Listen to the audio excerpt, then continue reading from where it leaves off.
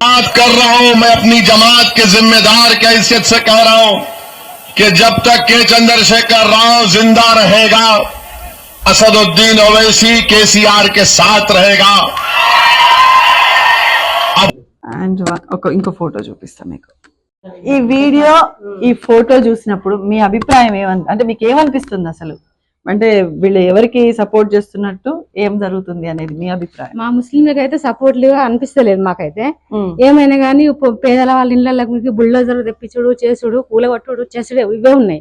పేదలకైతే ఏం లేదు. ఒక్క బస్ ఫ్రీ అని చెప్పిండు. అందులో బస్ ఫ్రీకు నిలవాడిపోడు, కొట్లాడు, చికలు పట్టుకుండు, ఎంటికలు విక్కుండు. మొగాళ్లకు టికెట్ పెంచిండ్రు, వాళ్ళకు కూర్చుందామంటే సీట్లు లేవు. వాళ్ళకి ఏం చేసిండ్రు? 2500 అన్నారు. 2500 లేదేం లేదు. గత ప్రభుత్వమే మంచిగా ఉన్నది, మళ్ళీ వాళ్ళే కావాలి. మరి ఇప్పుడు వీడియో చూసినప్పుడు మీకు ఏమనిపిస్తుంది? మరి ఏమనిపిస్తుంది? ఈ ప్రభుత్వం ఎందుకు ఎంచుకున్నారు? ప్రజలకు బుద్ధి లేదా? వాళ్ళకు అసలు గడ్డి పెట్టడం లేదా అనిపిస్తుంది. ఈ ప్రభుత్వమే మంచిగా లేదు. ఇప్పుడు నడిచే ప్రభుత్వం అసలుకే మంచిగా లేదు.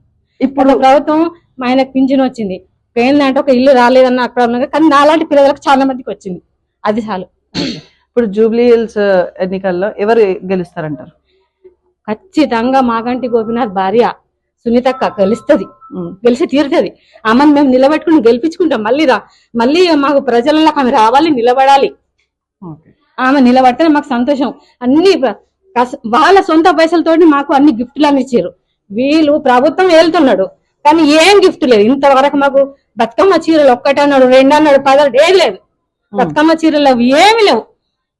మీరు అంటే ఇప్పుడు గోపీనాథ్ గారు లోకల్ లీడర్, ఇంకా తను కాంగ్రెస్ పార్టీ నవీన్ యాదవ్ కూడా లోకల్ లీడర్ అని చెప్పి అంటున్నారు. లోకల్ లీడర్ కాబట్టి ఏ టైంలో అయినా తలుపు తడితే చాలు నవీన్ యాదవ్ వస్తాడు అని చెప్పి మాట్లాడుతారు. మరి దీనిపై మీ అభిప్రాయం?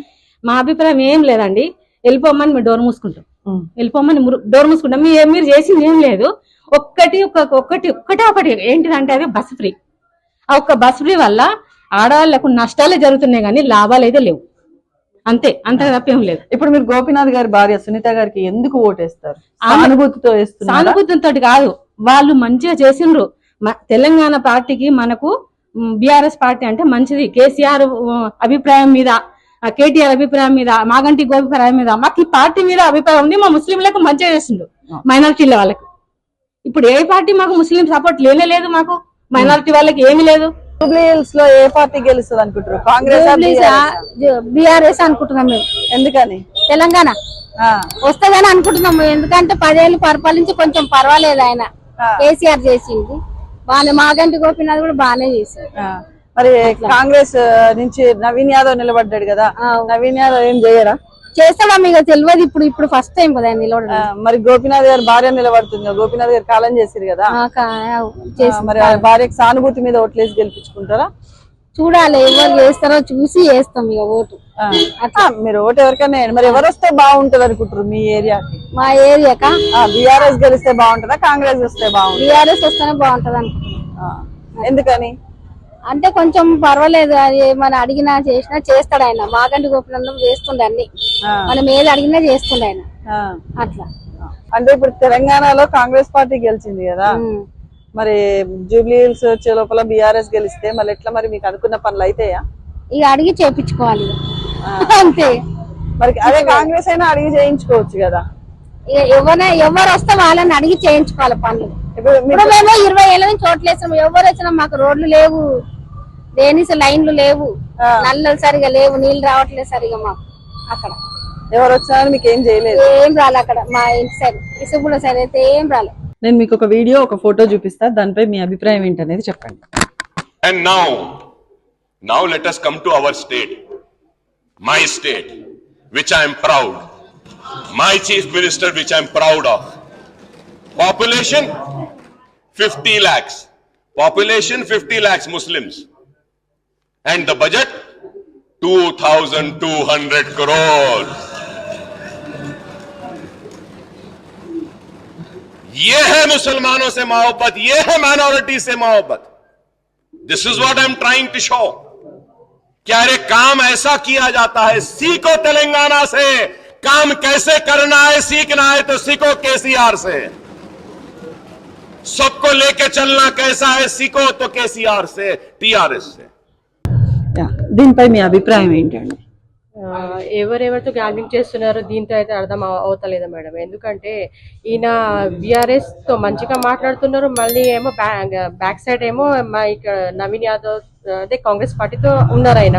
మళ్ళీ మాకు ఇది మైనార్టీ వాళ్ళకి సపోర్ట్ లో మాట్లాడుతున్నారా ఆయన, లేకుంటే మనకు ఆయన కాంగ్రెస్ వాళ్ళతో మంచి తనం తిరిగి చేస్తున్నారు మనకు అర్థం అవుతలేదు. ఎవరెవరితో మంచిగా ఉంటున్నారో గ్యాంబ్లింగ్ అవుతుంది మనకు తెలియదు, కానీ దీంట్లో ఎవరు యూజ్ అవుతున్నారో ప్రజలే యూజ్ అవుతున్నారు.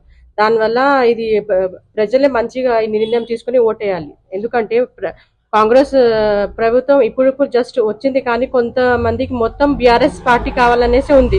కాంగ్రెస్ పార్టీ ఎందుకంటే ఇప్పుడు కొన్ని నెలలు అవుతుంది, కానీ దాని వల్ల ఎవరికి అంత రెస్పాన్స్ వస్తలేదు. ఎందుకంటే ఓన్లీ బస్ ఫ్రీ ఉంది, కానీ ఇంకా వేరే ఏంది తొందరగా పనులు అవుతలేవు.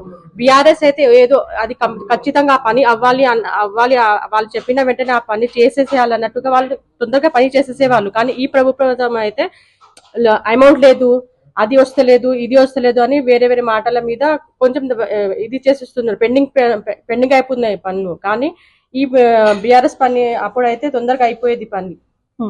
అంటే ఇప్పుడు జూబ్లీ హిల్స్ ప్రస్తుత పరిస్థితిలో మరి నవీన్ యాదవ్ కాంగ్రెస్ పార్టీకి మీరు సపోర్ట్ చేస్తారా, లేకపోతే బీఆర్ఎస్ పార్టీ నుంచి సునీత గారికి సపోర్ట్ చేస్తారా? బీఆర్ఎస్ పార్టీ నుంచి సునీత గారికి సపోర్ట్ చేస్తాం. ఎందుకంటే మేడం వాళ్ళు బీఆర్ఎస్ పార్టీ ఉంటేనే మనకు మంచిది, అందరి గురించి ఆయన ఆలోచించే వాళ్ళు.